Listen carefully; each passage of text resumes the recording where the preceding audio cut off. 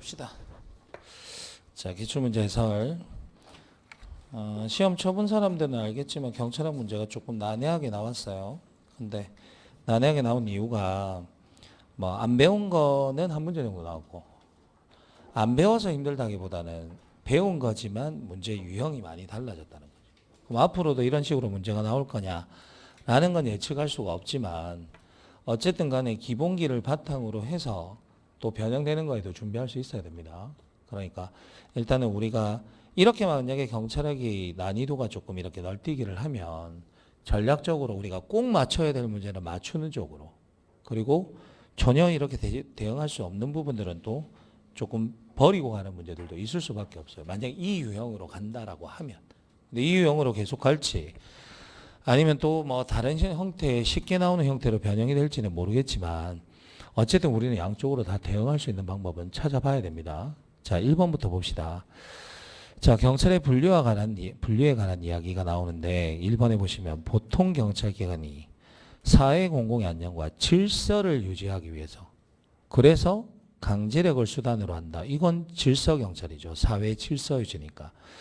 그래서 고등경찰이라고 답을 찍은 사람들이 많은데, 고등경찰은 정치와 관련된 겁니다. 그런데 박스 안의 지문 어디를 봐도 정치와 관련된 이야기가 있는 건 아니죠, 지금. 그래서 질서 유지와 관련된 거고, 강제력을 수단으로 했으니까 명령 강제하는 거니까 질서 경찰과 관련이 있죠. 그 다음 2번 가봅시다. 우리 실질적 의미의 경찰과 형식적 의미의 경찰 이렇게 이야기할 때, 실질적 의미의 경찰은 019 그랬다, 그지? 공공의 안녕과 질서 유지, 일반 통치권에 근거해서 국민에게 명령 강제하는 거고, 형식적 의미의 경찰은 경찰 제복을 입었나 안 입었나만 보시면 되죠. 그러면 1번에 보시면 실질적 의미의 경찰은 조직보다는 작용을 중심으로 하는 거 맞다, 그지? 그리고 거기 보시면 공공의 안녕과 질서 유지를 위해서 일반 통치권에 근거해서 국민에게 명령 강제하는 거고, 거기 두 번째 줄에 보면 일반 행정기관이라고 나와 있는데, 우리 협의회 행정경찰이 이야기할 때 구청이나 시청이 하는 경찰 작용도 실질적 의미의 경찰에는 들어가죠. 경찰 제복을 안 입으니까 형식적 의미의 경찰은 안 되겠지만, 그래서 1번은 맞는 이야기고, 2번에 가서 보시면 형식적 의미의 경찰 개념에 따른 경찰활동의 범위는 말 그대로 보통 경찰기관이 하는 거니까, 이건 나라마다 법이 다르다고 했죠. 법이 다르니까 범위에는 차이가 날 수도 있죠. 그리고 한국가 내에서도 시간이 다르면 법이 바뀌니까 형식적 의미의 경찰 범위는 달라질 수 있다. 업무의 독자성에 따라서 우리 협의회 행정경찰과 보안경찰로 나뉘게 되는데, 협의회 행정경찰은 구청이나 시청에서 하는 거니까 실질적 의미의 경찰은 될 수 있지만 형식적 의미의 경찰은 안 되겠죠. 경찰 제복 입을 일이 없으니까.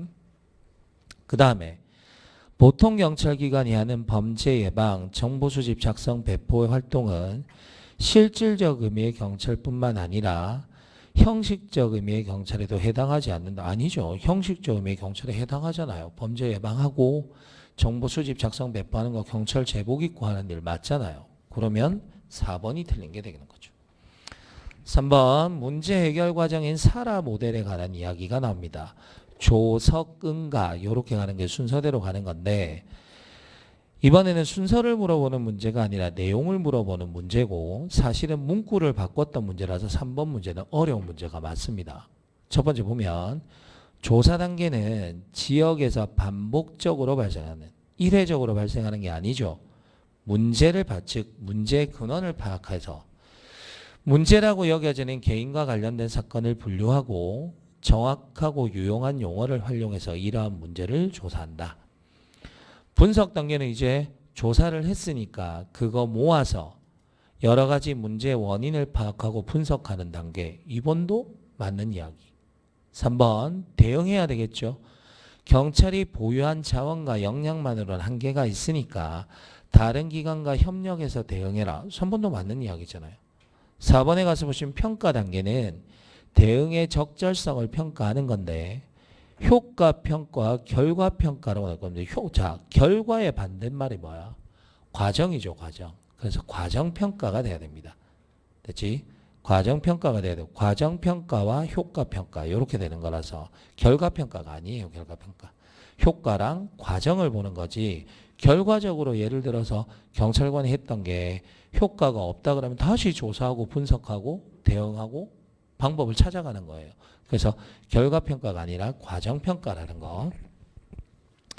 4번에 가봅시다. 경찰행정의 특수성에 관한 설명으로 적절한 이거는 이제 기본서에도 있는 내용인데 사실은 수업 시간에 크게 다루지는 않았던 내용이에요.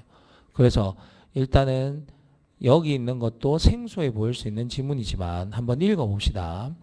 경찰은 각종 위험의 제거를 그 주요 기능으로 하고 있고 수단으로 명령, 강제 등 경찰권을 발동할 수 있으며 필요한 경우에 실력 행사를 위하여 무기와 장구를 휴대하는데 왜 장구 휴대하겠어?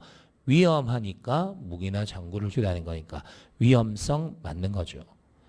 2번에 가서 보시면 경찰 조직은 예측하기 어려운 다양한 사안에 고도의 민첩성을 갖추고 타 부서 직원들과의 유기적인 공조체 돌발적으로 발생하는 범죄 사건과 사고에 즉시 대응하는 거니까 요건 돌발성이라고 볼 수도 있고 즉시 대응하는 거니까 기동성이라고 보셔도 됩니다.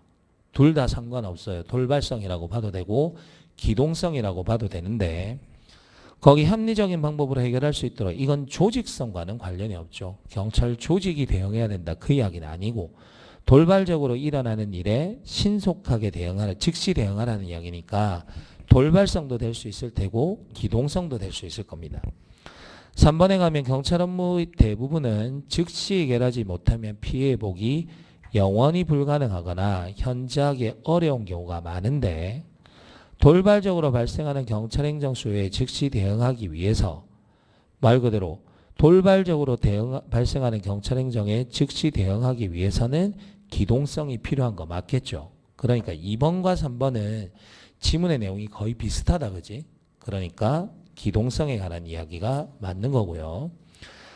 4번에 가서 보시면 경찰은 본질적으로 공공의 안전과 질서제 명령 강제하는 권력작용의 특성 그러니까 권력성이 맞는 거죠. 됐죠?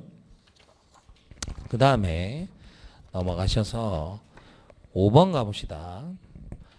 경찰관 직무집행법의 실정법상 직무와 규정 이거는 아까 내가 기본 수업 시간에 설명했지만 우리가 국자법은 1호부터 8호까지로 정리가 됐고 경직법은 1호부터 7호까지만 있는데 2의 2가 범죄 피해자 보호란 말이야.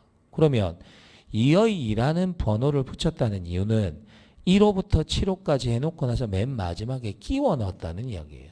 그래서 2의 2가 제일 마지막에 들어온 겁니다. 그래서 범죄 피해자 보호가 답이 되는 거니까 이것도 역시나 문제 자체가 우리가 그렇게 공부한 적은 없다. 그죠? 순서를 알고 내용을 아는 거에 주된 초점을 맞췄는데 이번에는 순서를 물어본 거니까 요거는 조금 체크해 보라고요. 됐죠? 2의 2라서 그래요. 2의 2. 그 다음에 6번에 갑시다. 경찰의 관할. 요거는 이제 쉬운 문제였다. 그죠? 이거는 맞춰야 되는 문제가 맞죠. 사물관할은 내가 일의 범위라고 이야기했고 방금 설명했던 것처럼 국자법과 경직법의 규정이 있다 그랬죠. 그 다음 국회는 회의장 안으로 못 들어가지만 법정은 개정 전후 불문, 법정 내외 불문이었잖아. 그러니까 거기 개정 전에 하나요? 그럼 틀린 거잖아요. 개정 전후를, 즉 재판이 열리기 전후를 불문하고 이렇게 돼야 되죠. 3번 가보시면 국회의원은 현행 범인인 경우를 제외하고는 회의 중 국회의 동의 없이 체포구금되지 아니한다. 그래서 우리 한 번씩 문제 낸 게 방탄국회라 그러잖아. 잡혀갈 것 같으니까 국회 열어버리잖아요. 왜? 회기 중에는 안 잡혀가거든. 그리고 국회의원이 회기 전에 체포구금된 때는 현행 범인이 아니면 국회 요구가 있으면 회기 중에 회의할 때는 석방된다고요. 3번도 체크해 주시고. 4번 지역관할은 지역관할과 인적관할이 나옵니다. 광의의 경찰권이라 그러면 소극적 질서유지도 있고 수사도 있고 서비스까지 다 포함하는 개념인데 지역적 범위와 인적 범위를 말하는 거 맞고요. 광의의 경찰권은 방금 설명했던 것처럼 협의의 경찰권, 수사권, 비권력적 활동까지 다 있는 게 되는 거니까 2번만 틀렸고 다 맞다. 그죠? 7번 가봅시다. 경찰의 기본 이념에 관한 설명. 법치주의는 법을 통해서 통치해라. 이게 법치주의죠. 근데 자치경찰 제도는 국민의 참여를 인정하는 거고, 중앙정부만 권한을 다 가진 게 아니고 자치단체도 넘겨줘라. 국가경찰위원회와 시도자치경찰위원회가 위원회가 등장하면 민주주의라고 했잖아. 여러 사람의 의견을 모아보는 거니까. 그 다음 행정을 할 때 정보도 공개해라 라고 하는 게 전부 다 민주주의와 관련된 거니까 1번이 틀렸죠. 2번, 정치적 중립주의, 공무원에게는 신분을 보장할 테니까 정치와 관련된 일은 하지 마라 라고 하는 거니까 2번 맞는 이야기고, 3번, 국민의 자유와 권리를 보호하고 공공의 안녕과 질서를 유지하는 경찰의 임무 수행은 국민을 위해서 행하는 것이고 국민으로부터 부여받은 것이다. 민주주의 맞잖아요. 4번에 인권 존중주의는 늘 수업 시간에 읽던 그 내용이니까 한번 읽어보시면 되는 겁니다. 8번 갑시다. 하이덴하이머의 경찰 부패도 역시나 우리 수업 시간 중에 다루던 내용인데, 우리 백색 부패는 하얀 거짓말 그랬잖아요. 그러니까 의도는 선한데 거짓말이라서, 하지만 사회 구성원들이 그 정도는 해도 된다. 경기가 너무 나쁜데 기획재정부 공무원이 나와서 경기가 회복되고 있다고 거짓말하는 경우, 이런 경우를 말하는 거니까 선의의 목적으로 행해지는 거고, 회색 부패는 내가 보는 사람마다 좀 애매할 수 있다 그랬죠. 명절에 전해주는 떡값 같은 거, 후원금 같은 것은 보는 사람마다 달라질 수 있는 거고, 사회 전체에 명백하고 심각한 해를 끼치는 부패는 흑색 부패죠. 물론 뒤에 내용에 흑색 부패로 악화될 수 있다는 것은 회색 부패의 내용이 맞습니다. 우리 미끄러지기 쉬운 경사로 이론 생각해보면 부패에 해당하지 않는 사소한 호의가 큰 부패로 이어질 수 있다 그랬죠. 그러니까 어르신들이 순찰하고 있는데 떡값이라고 이렇게 전해준 거야. 명절에 부모님한테 뭐 하나 사가라 이렇게 준 건데 그게 습관화되면 더 큰 부패로 이어질 수 있는 거니까 회색 부패는 흑색 부패로 악화될 수 있다. 뒤쪽의 내용은 맞지만 앞쪽의 내용이 틀린 거죠. 뇌물은 흑색 부패가 확실한 거고, 관직 중심적 정의는 내가 뭐라 그랬지? 공무원이 가지고 있는 권위를 함부로 이용할 때 그게 부패라고 했으니까 권한을 악용하여, 맞는 말이잖아요. 9번 가서 봅시다. 다음에서 설명하는 경찰 문화를 극복하기 위한 방안으로 적절하지 않은 것은 그랬죠. 거기 보시면 봐. 경찰청에서 새로운 성과평가 제도를 시행하겠다고 발표했는데 A 순경이 비웃었죠. 기존 사회체계의 신뢰도 없고 개선하겠다는 의지도 없는 거잖아. 그럼 이거 뭐지? 냉소주의죠. 냉소주의. 무조건 비웃는 거 말하는 거잖아. 그러면 윗사람이 결정 내려서 알려주니까 계속 비웃으니까 너도 의사결정 과정에 들어와라. 이렇게 시키면 되죠. 의사결정 과정에 참여. 그 다음 상사 부하의 신뢰회복도 맞죠. 윗사람과 내가 믿고 있으면, 됐지? 윗사람과 내가 믿고 있으면 위에서 조금 타당치 않은 결론을 내린다고 해도 그것에 대해서 어떻게 믿고 따라가니까 냉소주의가 줄어드는 거고, 4번에 가서 보시면 상급자의 일방적 지시와 명령을 줄이고 상위 하달, 위에서 의논해서 밑에 전달해 주는 게 아니라 아랫사람들과 계속 의사소통을 해야 되겠지. 과정을 개선하면 된다 이 말이에요. 그런데 거기 2번은 보세요. 우리가 냉소주의를 극복하는 방안은 Y 이론이야. 성선설이었죠.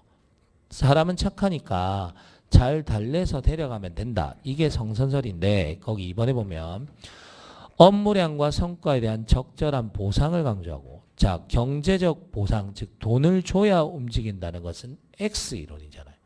그러니까 냉소주의의 극복 방안이 아니지.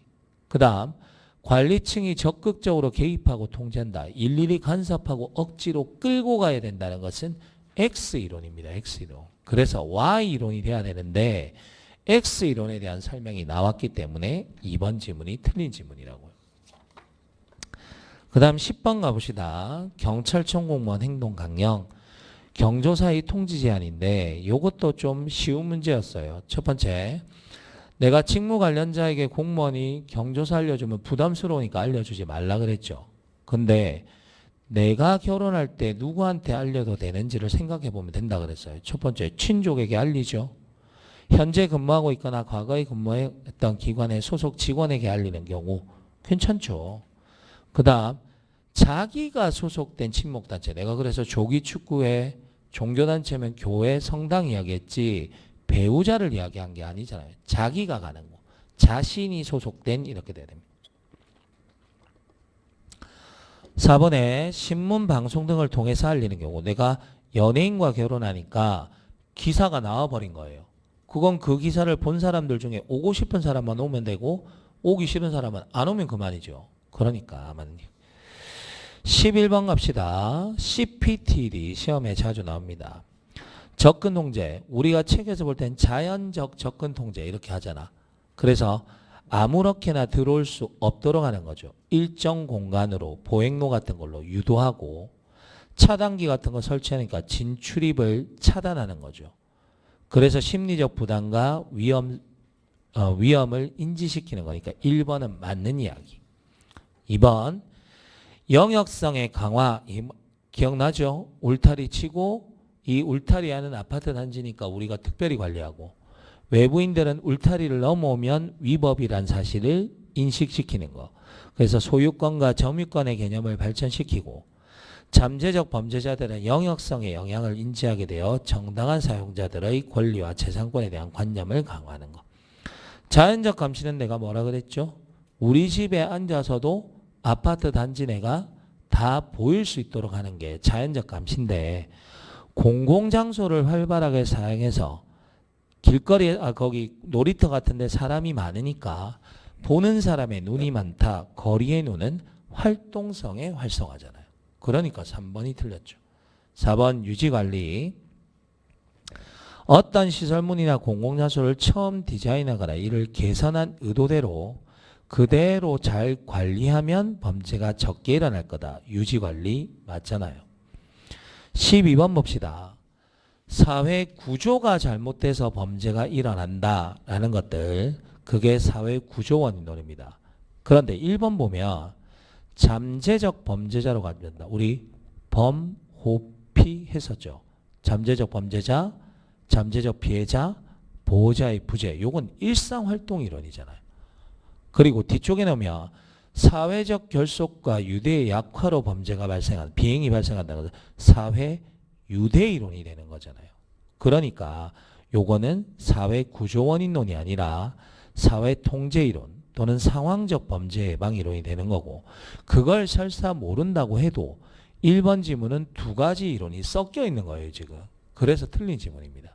2번에 보면 하위 문화 이론, 사회 구조가 하위 문화가 만들어지니까 거기서 범죄가 발생한다. 사회 구조원인론 맞고, 아노미 이론, 사회 규범이 붕괴되니까 무규범 상태가 되고 범죄가 발생한다. 3번도 사회 구조원인론 맞습니다.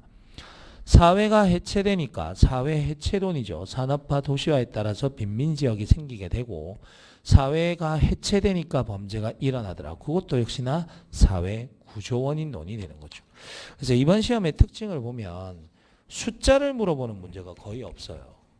숫자를 물어보는 문제가 거의 없고 우리가 배우던 중요한 위원회도 많이 안 나왔어요. 이번 시험의 특징은 그래요. 근데 내가 이렇게 표현 안 하죠. 앞으로 숫자나 위원회는 안 나올 거야 이렇게 표현 안 하잖아요. 그건 알 수가 없죠. 왜냐하면 숫자나 위원회는 원래부터 중요한 건데 이번 시험에는 그런 게 많이 안 나왔고 사실은 그동안에도 숫자나 그 위원회 문제는 많이 나오진 않았어요.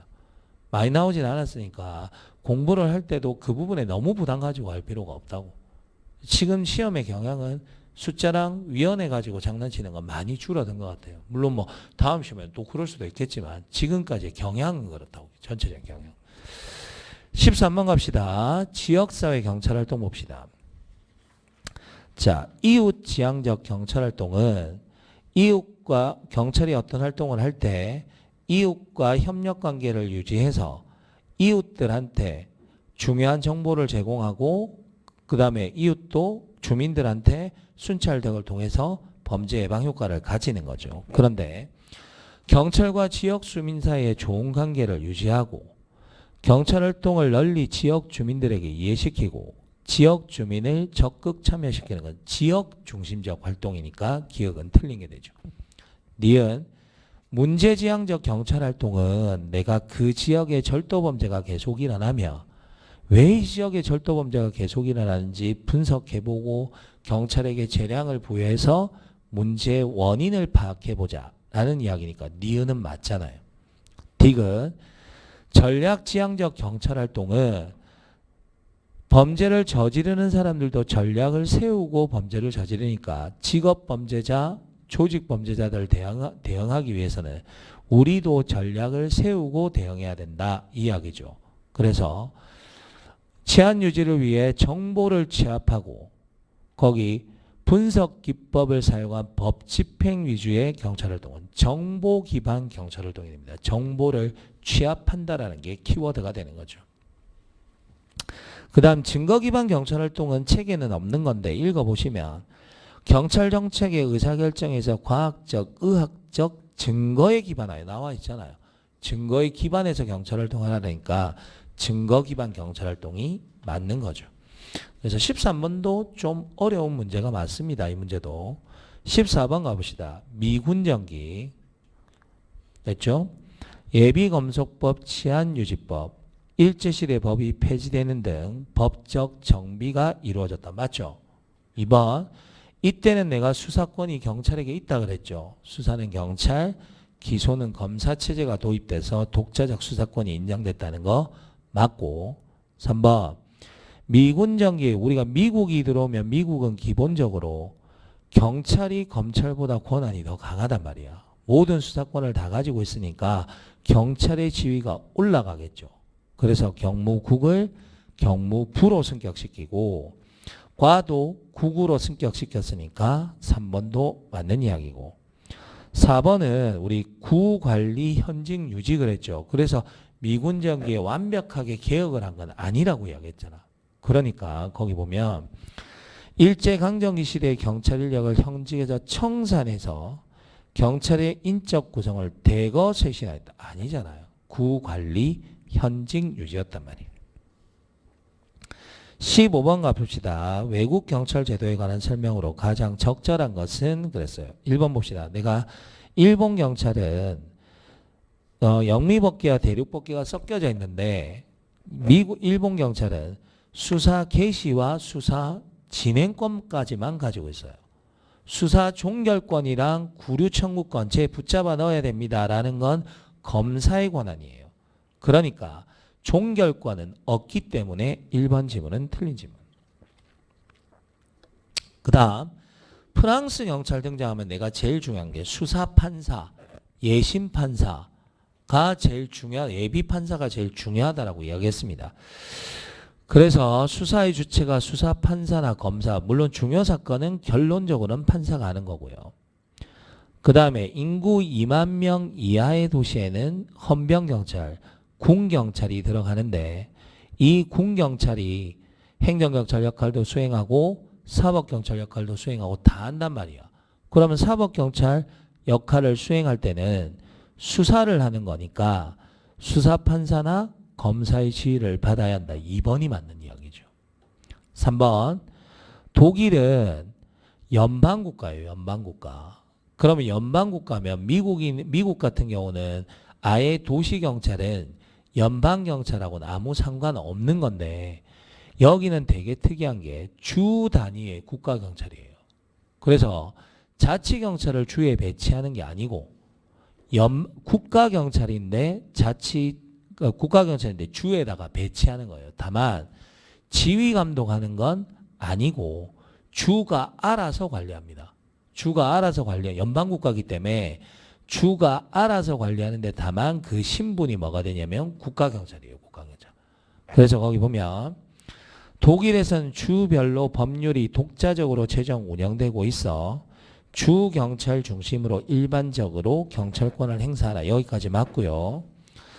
수사권에 있어서 통일적 업무 수행을 위해 연방수사청이 소속 수사경찰청 아니에요. 우리가 연방제를 취하고 있는 국가들은 각 지역의 주에 미국도 마찬가지지만 각 지역과 주의 독자성을 인정하기 위해서 연방제를 취하고 있는 거예요. 그러면 연방경찰은 함부로 주경찰이나 도시경찰에 간섭 안 합니다. 다 하는 일이 다 따로 해요. 그래야지 연방제가 유지가 되는 거죠. 만약 연방경찰이 지역경찰과 주경찰을 모두 다 관할한다면 그거는 그냥 연방국가가 아니고 중앙집권적 국가가 돼버리거든. 그러니까 수사경찰을 지휘감독하는 게 아니라고요. 4번 미국 경찰에는 기본적으로 지방경찰, 주경찰, 연방경찰이 존재하는데 요 지방경찰을 다른 말로 하면 도시경찰입니다. 도시경찰. 그래서 미국에서는 가장 큰 범위를 가진 넓은 것은 도시경찰이 되는 거죠. 16번 가서 봅시다. 행정법상 비례원칙에 관한 이야기. 적필상 생각나죠? 세 가지 요건 모두 다 충족해야 비례원칙이 충족된단 말이야. 1번 비례원칙이란 행정작용에 있어 목적과 수단 사이에 합리적 비례관계가 있어야 돼. 1번 맞죠? 2번 비례원칙은 조리에서 비롯된 거니까 불문법이긴 하지만 워낙 중요하기 때문에 경직법 1조 2항 등의 명문의 규정이 있다라고 이야기했잖아. 성문화 경향, 법적 전명규범화 이렇게 설명했잖아.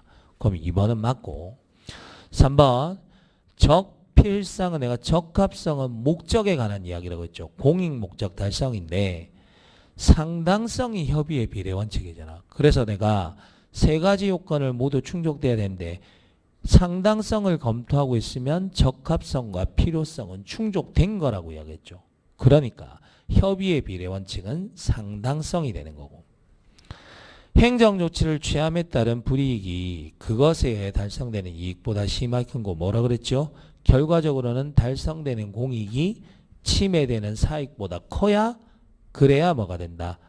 비례원칙이 충족된다. 결과에 관한 이야기는 상당성의 원칙이 맞잖아요.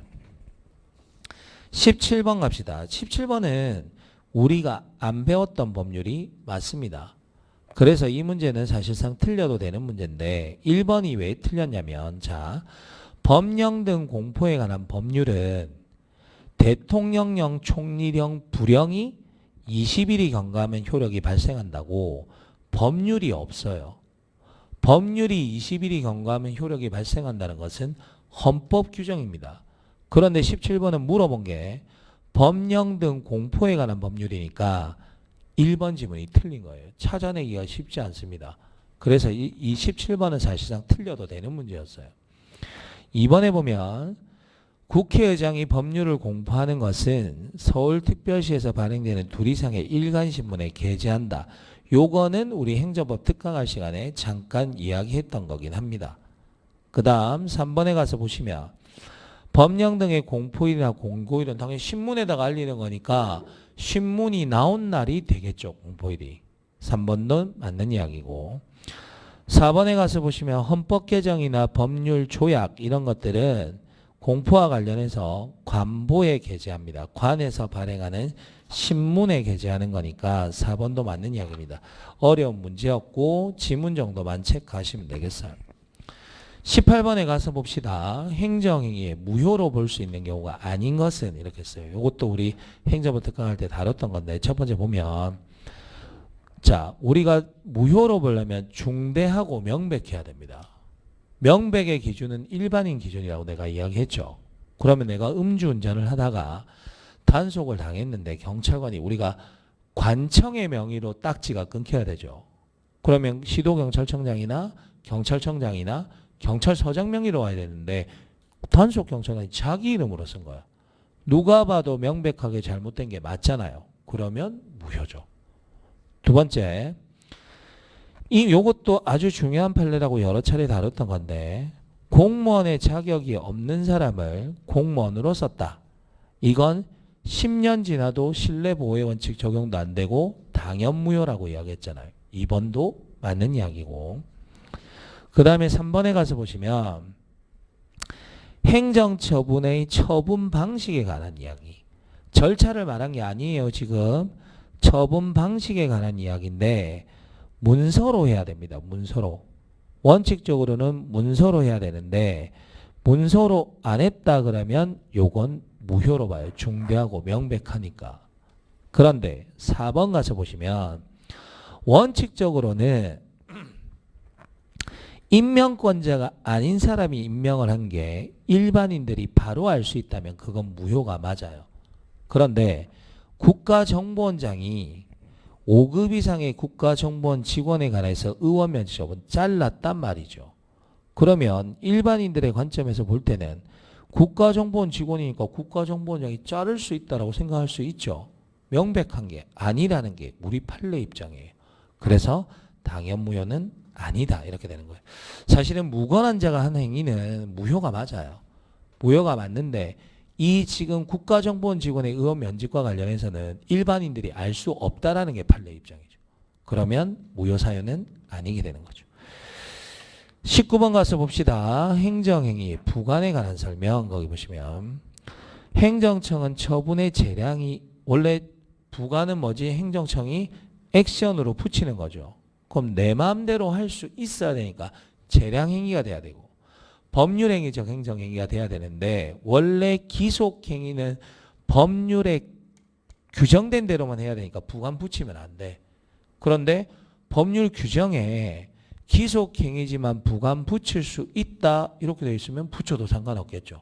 그래서 법률의 근거가 있으면 부관을 붙일 수 있다 이렇게 돼야 되죠. 됐지? 그러니까 1번 틀렸고 그 다음 우리 조건과 기한 구별해야 되죠. 조건은 장래의 불확실한 사실에 의존하는 거. 요게 바로 뭐냐면 조건이 되는 거잖아요. 그러니까 틀린 거고 기한이 되려면 뭐야? 장래의 확실한 사실에 의존하는 거니까 2번은 기한이 돼야 되겠죠. 그 다음에 3번 해봐. 장래의 사실이더라도 그것이 장래 반드시 실현되는 사실이면 그럼 일단 기한이죠. 기한. 됐지? 기한인데 실현되는 시기가 비록 확정되지 않으면 이건 뭐야? 불확정 기한이 되는 거죠. 발생하는 건 확실한데 언제 발생할지는 모르겠다. 이건 불확정 기한이고 발생할지 안 할지를 모르겠다. 이러면 조건이 되는 거지. 됐지? 그래서 불확정 기한이 되는 겁니다. 그 다음에 행정청이 종교단체에 대해서 기본재산의 전환 인가를 함으로써 인가 조건을 부과하고 불이행 시 인가를 취소할 수 있다. 그럼 이게 뭐야? 자, 요게 종교재산이야.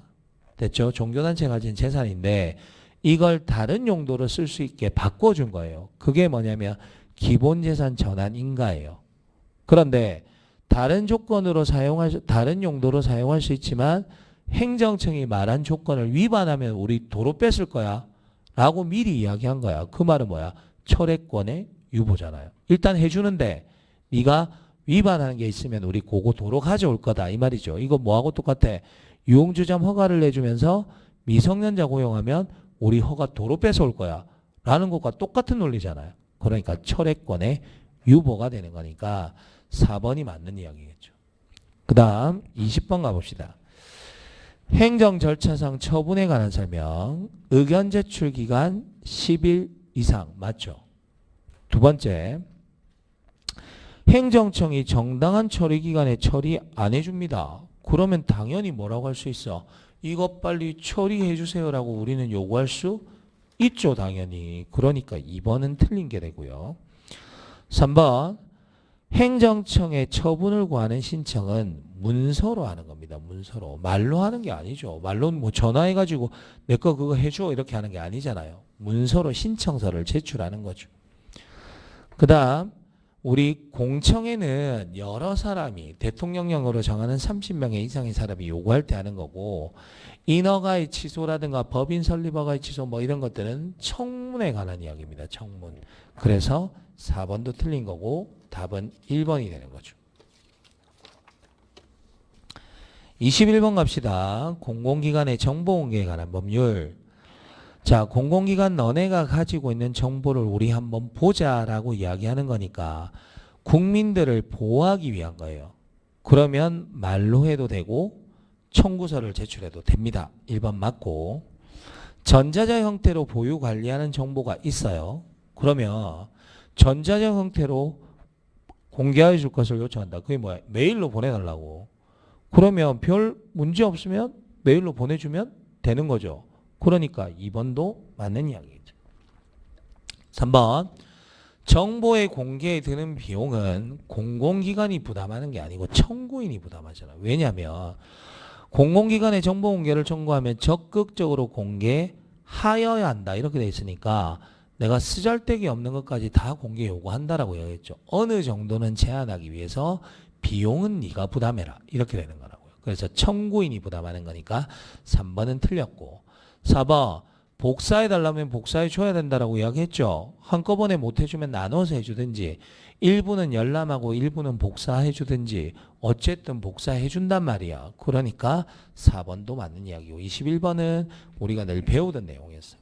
22번 갑시다. 요것도 뭐 쉬운 내용이었습니다. 질서 위반 행위의 성립과 과태료의 처분은 행위시범률 1번 맞죠. 2번 심신장애는 뭐지? 과태료를 부과하지 아니한다죠. 그죠? 아예 심신장애니까. 심신미약일 때가 과태료를 감경한다. 이렇게 내야 되니까 2번은 틀렸네요. 3번 이 법은 대한민국 영역 밖에서 질서위반 행위를 한 대한민국 국민에게도 적용된다. 속인주의죠. 속인주의.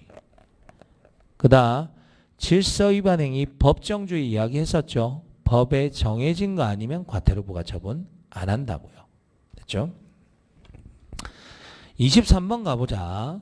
우리 경과도 여러 가지 했었죠. 경과는 내가 뭐라고 했냐면 대학에서의 전공과 같은 거라 그랬어요. 수사, 안보수사, 항공, 정보통신경과는 특수경과에 속하는 거고 그거 아니면 일반 경과겠죠.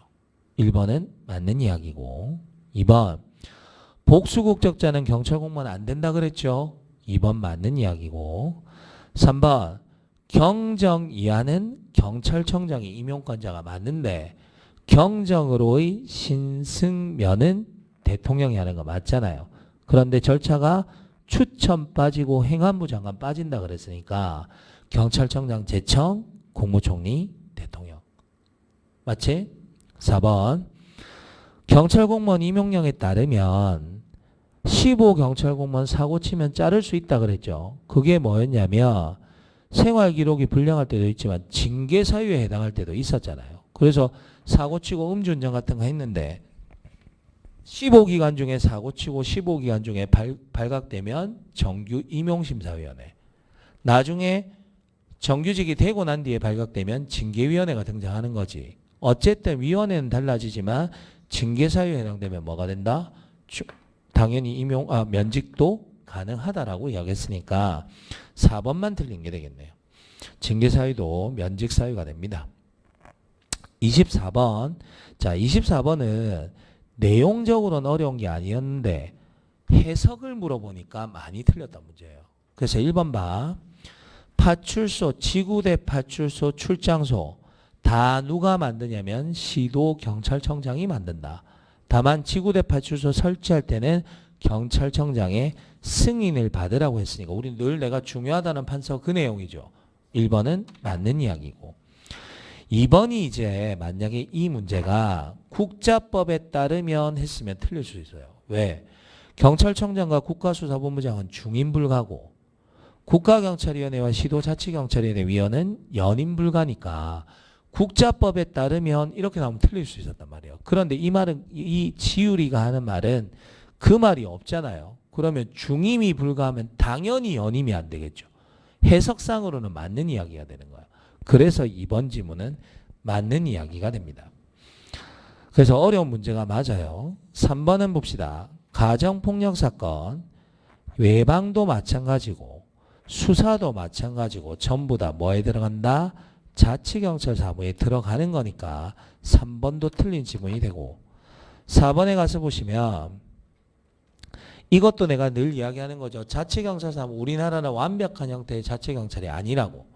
지역적으로 자치경찰 제도를 운영하고 있지만 신분은 국가경찰이고 하는 일만 자치경찰 사무라고 부르는 것뿐이라고 했죠. 그러니까 맞는 이야기고 맨 마지막에 보면 제주특별자치경찰단 소속의 자치경찰 공무원은 지방공무원이다. 요거까지도 하나 체크하시면 됩니다. 자치경찰 제주자치경찰은 완전히 독립된 기관이거든.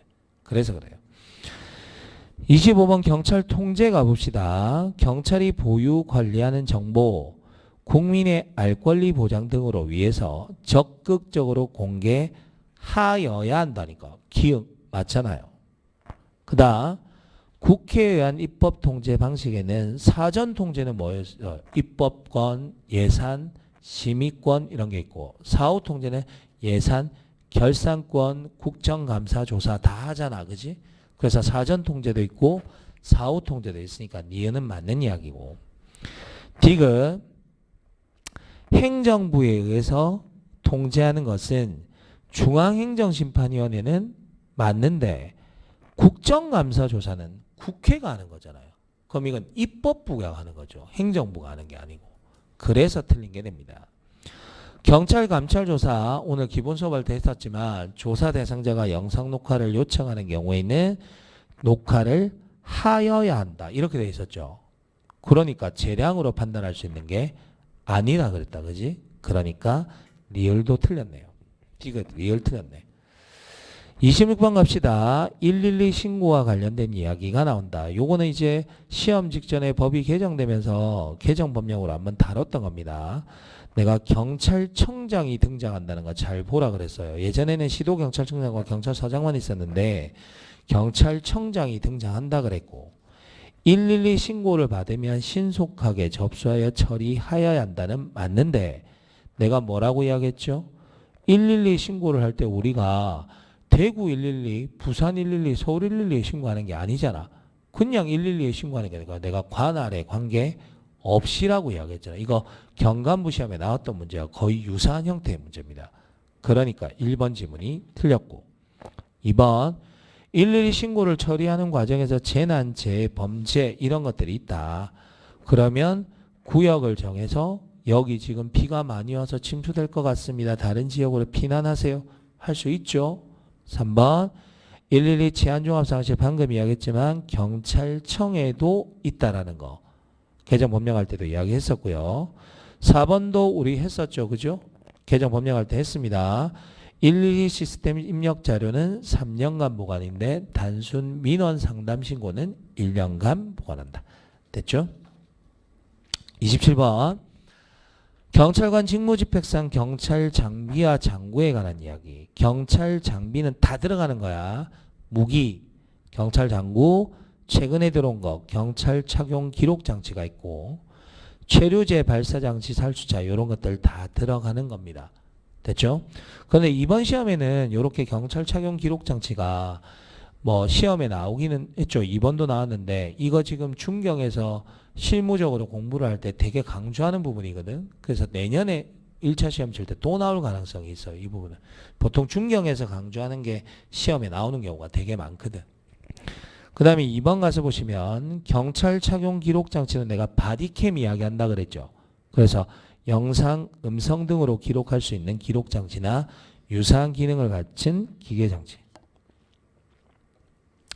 3번에 가서 보시면 경찰청장이나 시도경찰청장, 경찰서장이 아니고 데이터베이스로 관리하는 영상, 음성 기록장 경찰청장만 됩니다. 3번 틀렸네요.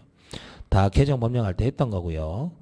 그 다음에 임의로 장비를 부착해서 성능을 증가시키면 안 된다 그랬죠. 위해성 경찰 장비 도입할 때 외부 전문가까지 들여와서 다 조사를 하는데 들여오고 나니까 거기다가 성능을 증가시키는 증폭장치 같은 거 달면 안 된다라고 이야기했잖아. 그러니까 4번은 맞는 이야기가 되겠네요.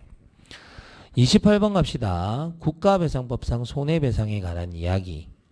군인 군무원, 경찰 공무원, 예비군 대원은 전투훈련과 관련해서 다쳤다. 그러면 국가배상법에 따라서 손해배상을 받을 수도 있다. 1번 지문은 이중배상 금지에 관한 이야기인데 틀린 지문이 되는 거죠. 뭐가 틀렸냐면 다른 건 다 맞는데 민법이 틀렸고 국가배상은 그 군인 군무원은 이중배상 안 된다 그랬죠. 그러니까 국가배상법에 대해서 규정을 받아버리면 다른 법에 대해서 다른 법에 의해서 배상 받아버리면 국가배상법에 의한 손해배상 청구는 안 된단 말이에요. 그러니까 거기 행정기본법도 틀렸고 청구할 수 있다도 틀린 지문이에요. 이중배상은 안 됩니다.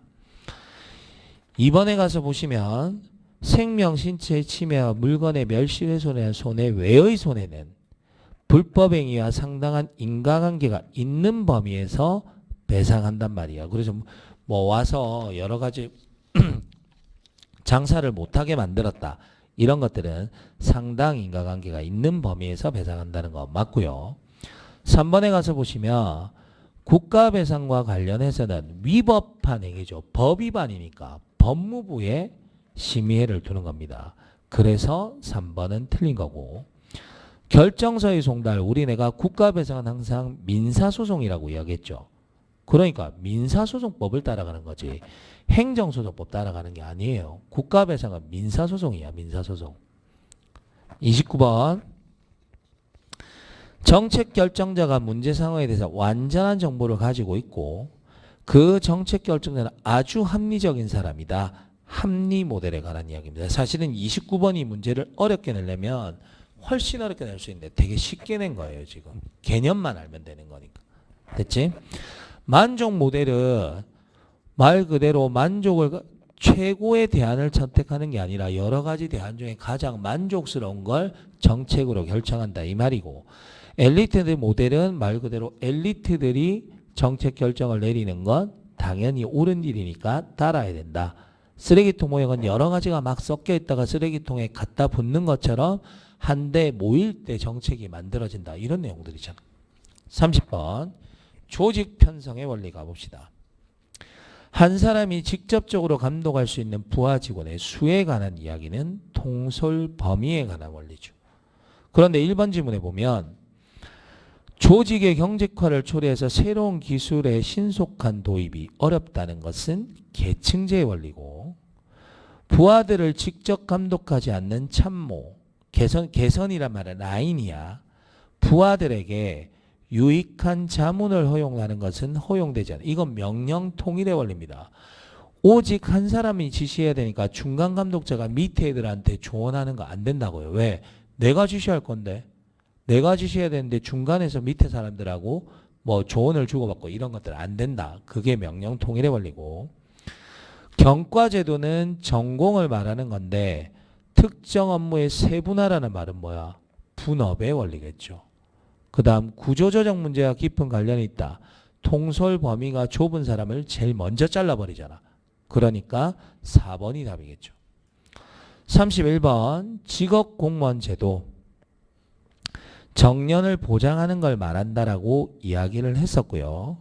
그러면 개방형 충원 제재로 넓은 시야를 가진 유능한 인재의 등용은 가능하나 말 그대로 직업공무원 제도니까 누구라도 들어갈 수 있다 이 말이죠. 그런데 뭐라고 해야겠지? 이건 계급제와 연결이 돼 있으니까 전문 인력을 확보하는 게 아니고 일반 행정직을 구하는 경우가 더 많단 말이야. 왜냐하면 직위분류제에 따른 전문 인력은 계약직이 많기 때문에 정년이 보장되는 건 아닐 수가 있거든. 그러면 이거는 일반 행정직, 일반 전문가, 행정가를 구하는 거니까 전문 인력을 확보하는데 용이하지는 않다. 이렇게 되죠. 여러분들이 시험 쳐서 합격해서 공무원이 되면 정년이 보장되잖아. 그건 일반 공무원이잖아요. 전문직 공무원이 아니고. 그 이야기입니다. 2번 공무원의 일체감과 단결심 및 공직에 헌신한 내 신분을 보장해주고 우리는 다 같이 정년퇴직할 때 같이 가야 되니까 공직에 헌신한 정신을 강화시키는데 유리한 제도이다. 이렇게 돼야 되니까 2번은 틀린 게 되고요. 3번 내가 직업공무원 제도는 젊은 사람들에게만 적용되는 거라 그랬죠. 나이 든 사람은 임명직밖에 안 된단 말이야. 연령 제한이 필수적이나 직위분류제를 원칙으로 한다는 점에서 실적 아니죠. 계급제를 원칙으로 하잖아요. 여러분들 학교 가면 계급제잖아요. 그래서 오늘도 우리 기본 수업 실험할 때 계급제랑 직업공무원 제도 갖고 내가 설명을 했잖아. 그러니까 3번도 틀렸지. 4번 공무원들의 성실한 직무 수행과 장기 근속을 유도하기 위한 제도와 원칙들을 토대로 한다. 정년이 보장되는 거니까 장기 근속 맞잖아요. 됐죠? 32번 예산제도에 관한 설명으로 가장 적절하죠. 오늘 수업을 지난주에 했으면 몇 개 더 맞췄겠는데? 범위가. 그렇지 않아? 우리 기본 수업 미안 지난주에 휴강해서 미안하다. 내 잘못이네. 야, 이번 주 수업하고 와서 몇 개는 더 맞췄겠는데. 32번 봅시다. 영기준 예산제도 뭐라 그랬지? 제로 베이스에서 다시 한번 필요 없는 사업은 예산 주지 말고 필요한 사업만 예산 주자 이 이야기지. 그런데 예산 운영, 성과 파악이 곤란하고 예산 운영의 신축성이 부족하다는 것은 재량이 없다는 이야기죠. 그건 품목별 예산제도니까 1번 틀렸잖아요. 2번 성과주의 예산제도는 전투기 교체 사업 2조, 도로건설 사업 50억 이렇게 주는 거니까 무슨 일을 하느냐 관리 지향적 맞고, 품목별 예산제도는 딱 정해서 주는 거니까 예산의 남용이나 오용을 방지하는 데 도움이 되고, 계획 예산제도는 내가 장기적인 기획과 단기적인 계획을 연결하는 거라고 이야기했죠. 그런데 어쨌든 간에 장기적인 기획이랑 단기적인 기획 연결하는 사람은 윗사람들일 거 아니야. 위에 사람들이 연결해서 밑으로 내려주기 때문에 아래쪽에 있는 조직원들은 참여하기가 좀 힘들다라는 게 됩니다. 33번 이것도 오늘 34번도 이것도 오늘 한 거 아니야? 기본 수업 하고 왔으면 좀 나았네. 자, 거기 봅시다. 기억 보시면 형사사건의 수사의 대상이 된 자, 우리 뭐였죠? 경감, 형수 그랬죠. 무기소지, 적격심의위원회 거쳐야 되는 거 맞단 말이야. 그런데 원래는 무기소지, 적격심의위원회를 거쳐서 회수 여부를 결정해야 되는데 만약에 너무 바쁘면 일단 회수해. 회수해놓고 7일 이내 타당성 여부를 심의하는 거니까 기억 맞아요.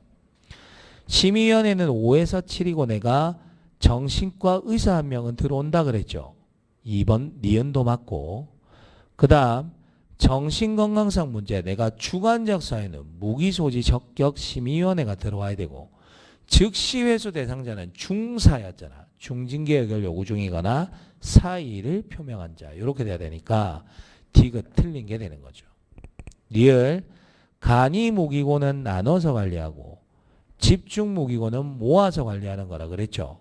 그러니까 리을은 집중 무기고인데 탄약을 아니 총말이야 총. 그래서 거기 보면 경찰 탄약이 아니고 개인 화기와 공용 화기입니다. 공용 화기. 탄약이 아니라는 거. 그 다음 34번 가봅시다.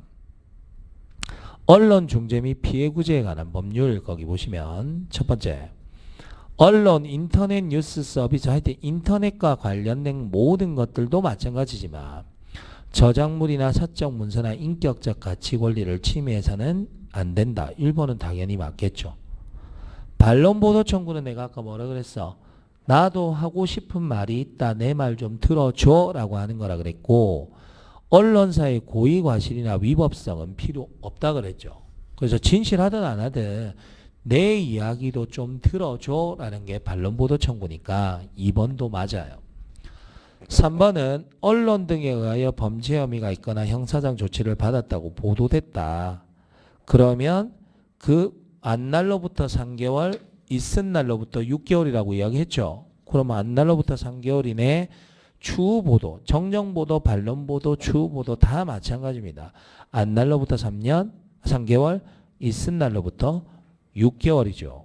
그 다음 언론사 등이 오늘 했던 거 정정보도 청구를 받을 때 7일 이내에 게재해 주는 것은 거기 보면 협의가 있은 날부터가 아니고 청구를 뭐죠? 해설이 바뀌었죠. 해설이 지금 조금 잘못됐지. 자, 거기 보면 청구를 받은 날부터 돼야 되죠. 맞지? 그러니까 거기 해설을 좀 바꿔주세요. X와 거기 가로 안과 가로 밖에 좀 바뀌었다. 볼펜 하나만 줄래?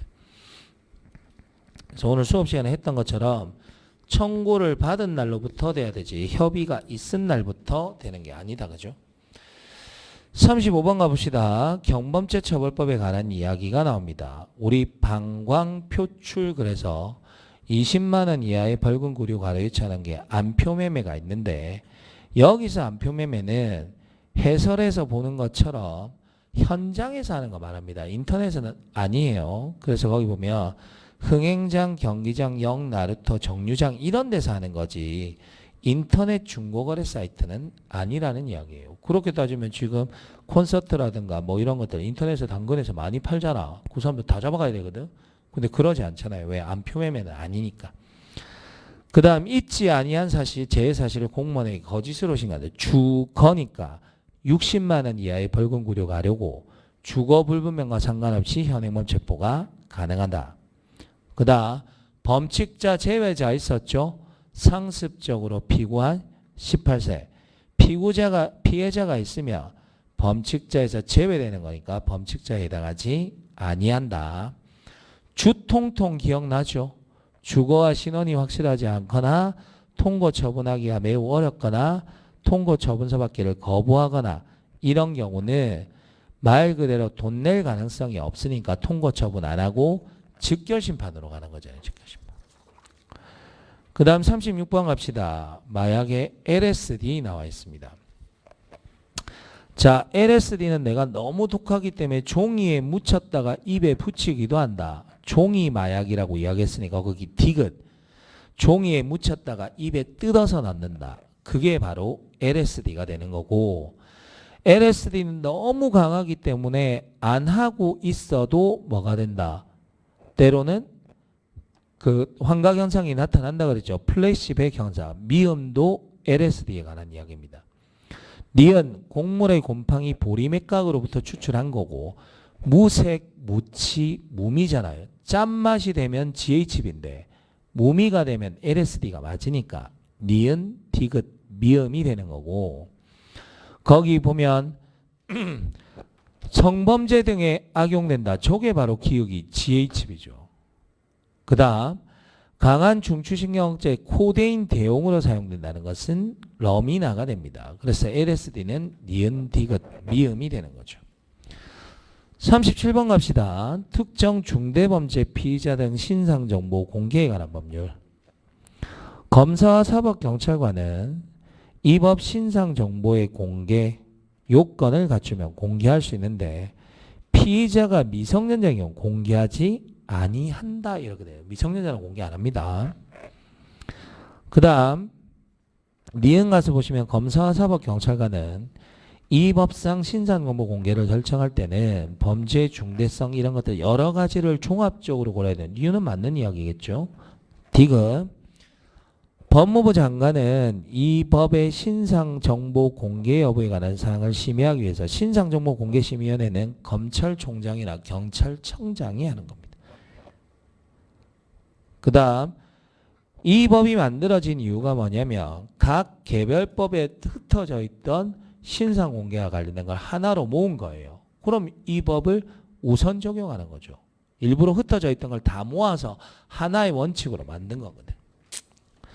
38번 가봅시다. 38번에 가보시면 정차 주차금 요건 두 문자만 외우면 되죠. 주차금지는 터다, 다도, 5m, 터널한 다리 위 도로공사를 하고 있는 경우에 양쪽 가장자리로부터 5m 기읍과 미음은 주차만 금지되는 거고 그 다음에 교차로의 가장자리 도로의 모퉁이 교담 목보 교장 도모소 5m 그랬잖아요. 그러니까 니은은 주정차 금지 어린이 보호구역도 주정차 금지 리을은 교단 목보니까 얘도 역시나 주정차 금지 이렇게 되는 거죠. 저 두 문자만 외우면 풀 수 있는 문제입니다. 39번 갑시다. 집시법에 관한 이야기 소음 제한 규정인데 첫 번째 보세요. 확성기 등의 소음은 관할 경찰서장과 현장에 나가 있는 경찰 공무원이 하는 거지 주최자가 하는 게 아니에요. 이건 법 위반 사실을 확인하는 거니까 경찰이 하는 거죠. 주최자가 하는 게 아니지. 1번 틀렸네요. 최고소음도 우리 이거 법 시험 직전에 개정됐죠. 그런데 생각해보면 주거지역 학교 종합병원 공공도서관 그 밖의 지역으로 구분하는 건 맞는데 시간대를 주간과 야간 이거 또 뭐가 있었지? 심야가 있었잖아요. 심야가. 주간과 야간으로만 구별하는 게 아니고 심야까지 있었으니까 틀린 게 되고 등가소음도 10분간 측정하는데 내가 주거지역 학교 종합병원 공공도서관은 더 조용히 해야 되는 거니까 5분간만 측정하면 된다라고 이야기했고 우리 집시법에서 1인 시위와 1인 집회는 안 들어간다 그랬어요. 그러니까 4번도 틀린 게 되죠. 40번 국제경찰 공조. 국제형사사법 공조는 국제형사사법 공조법이고 범죄인 인도는 범죄인 인도법이니까 동일한 법률이 아니죠. 1번 틀렸네. 2번 국제형사사법 공조는 일하는 거라고 이야기했고 범죄인 인도법은 범죄인을 인도해 주는 거니까 2번 지문은 맞는 이야기가 되죠. 증거 수집 압수 수색 검증은 당연히 뭐다? 일하는 거잖아요. 그 다음 국제 인터폴의 각국 지부가 국가 중앙사무국인데 인터폴이 수사나 체포하는 기관이 아니기 때문에 4번은 일단 틀렸죠. 내가 똑똑똑 인터폴입니다. 이런 건 없다 그랬잖아. 그러면 인터폴에서 뭐 좀 해주세요라고 할 때 우리 뭐라고 할 수 있지? 임의적 거절 사유 있었잖아요. 그러면 꼭 해줘야 되는 건 아니죠. 해줘도 되고 안 해줘도 되는 거니까 3번은 임의적 협조가 되는 거죠. 됐죠? 그렇게 정리하시면 됩니다. 그래서 예측치 못하는 문제도 있고 아니면 기본적인 문제도 있는데 이 시험은 한 70점 정도만 되면 합격이 될 것 같고 다른 시험, 다른 과목이 좀 받쳐준다고 할 때 집에 가셔서 여러분들은 하나하나 지문 보시면서 해설 한번 보고 정리하세요. 그래야지 여러분들한테 효과가 있는 거니까. 자, 인사합시다. 수고했습니다.